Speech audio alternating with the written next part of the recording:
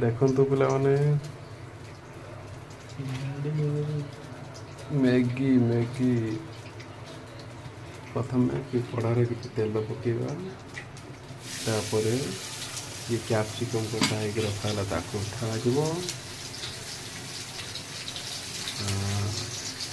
ତାପରେ କ'ଣ ପକାଯିବ ଦେଖନ୍ତୁ, ଘରୋଇ ଉପାୟରେ ବନା ହେଉଛି ଏଇଟା ବନଉଛି ରସୁଣ କିଛି ନାହିଁ। ରସୁଣ କହିଲେ ଆଣିବାକୁ ତମେ ରସୁଣ ଆଣିବନି। ରସୁଣ ନାହିଁ ହେଲେ ଆମର କଢ଼ି ପତ୍ତା ପକାଇକି ମରା ହେଉଛି, କିଛି ଅଲଗା ଖାଇଲେ ଟେଷ୍ଟ ଲାଗିବ ହେଲା। ଟେଷ୍ଟ ତ କର। ମସଲା ପଡ଼ିବ, ଅଣ୍ଡା ପଡ଼ିବ ଏବେ। ଅଣ୍ଡା 3ଟା ଅଣ୍ଡା ପଡ଼ିବ।